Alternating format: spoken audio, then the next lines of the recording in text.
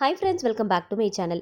இன்றைக்கி சேப்பங்கிழங்கு வச்சு அருமையான ஒரு சைட் டிஷ் ரெசிபி எப்படி செய்யுதுன்னு பார்க்கலாம். சின்ன குழந்தைங்கள்லேருந்து பெரியவங்க வரைக்கும் இந்த கிழங்கு அந்தளவுக்கு பெருசாக விரும்பி சாப்பிட மாட்டாங்க. ஏன்னா அது ஒரு மாதிரி குழகுழப்பாக இருக்கும், அதனால். ஆனால் இந்த மாதிரி செஞ்சு பாருங்கள், எல்லாருமே விரும்பி சாப்பிடுவாங்க. எப்படி செய்யுதுன்னு பார்க்கலாமா? சேப்பங்கிழங்குல நிறைய மண் இருக்கும், அதனால் அதை நல்லா ஊற வச்சு வாஷ் பண்ணி எடுத்துக்கோங்க. இப்போ தேவையான அளவுக்கு உப்பு சேர்த்துட்டு அது மூழ்கிற அளவுக்கு தண்ணி சேர்த்துக்கோங்க. இப்போ இது அப்படியே ஒரு 5லேருந்து 10 நிமிஷத்துக்கு மீடியம் ஃப்ளேமில் வச்சு நல்லா வேக விடுங்க. கத்தியை வச்சு இந்த மாதிரி குத்தி பார்க்கும்போது கிழங்குக்குள்ளே கத்தி போகணும். அந்த மாதிரி இருந்துச்சுன்னா கிழங்கு நல்லா வெந்திருக்குன்னு அர்த்தம்.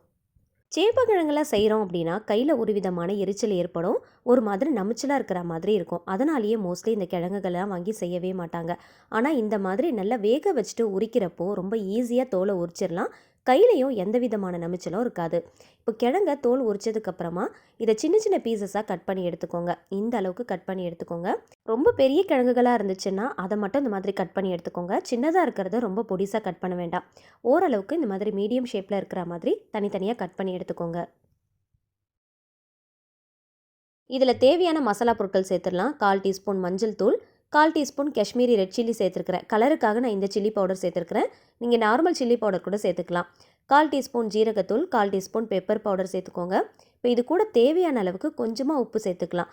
ஆல்ரெடி உப்பு சேர்த்து தான் நம்ம வேக வச்சுருக்கோம் இல்லையா, அதனால். 1/4 டீஸ்பூன் கரம் மசாலா, 1 டீஸ்பூன் அளவுக்கு கார்ன்ஃப்ளவர் மாவு சேர்த்துருக்கிறேன். கார்ன்ஃப்ளவர் அதிகமாக சேர்த்துறாதீங்க. கிறிஸ்பினஸ்க்காக 1 டீஸ்பூன் அளவுக்கு மட்டும் சேர்த்தா போதும். ஒரு 1/2 டீஸ்பூன் அளவுக்கு இஞ்சி பூண்டு பேஸ்ட் சேர்த்துக்கோங்க.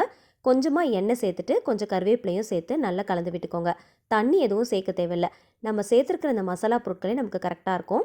இதை நல்லா இந்த மாதிரி நல்லா மிக்ஸ் பண்ணி விட்டுக்கலாம்.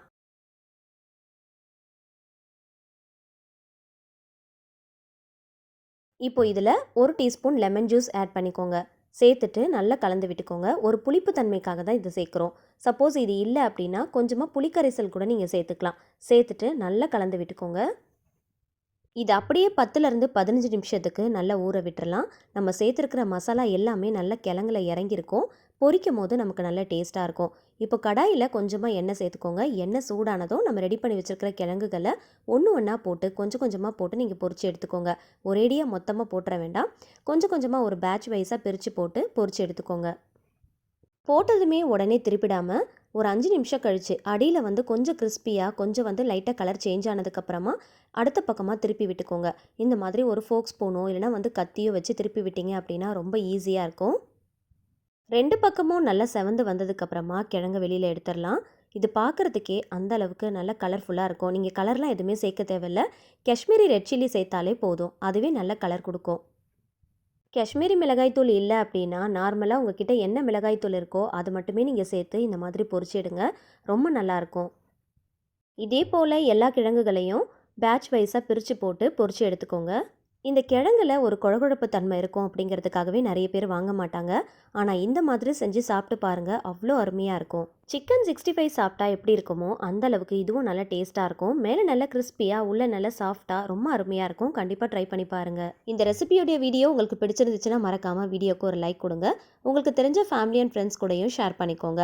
நீங்களும் ட்ரை பண்ணி பார்த்துட்டு மறக்காமல் ஃபீட்பேக் ஷேர் பண்ணுங்கள். ஆல்ரெடி நம்ம சேனலில் போட்டிருக்கிற வீடியோஸை டைம் கிடைக்கும் போது செக் பண்ணி பாருங்கள். இந்த மாதிரி இன்னும் இன்ட்ரெஸ்டிங்கான ரெசிபி தெரிஞ்சுக்க என்னோட சேனலை மறக்காமல் சப்ஸ்கிரைப் பண்ணிட்டு தொடர்ந்து சப்போர்ட் பண்ணுங்கள். Thank you so much. கீப் வாட்சிங்.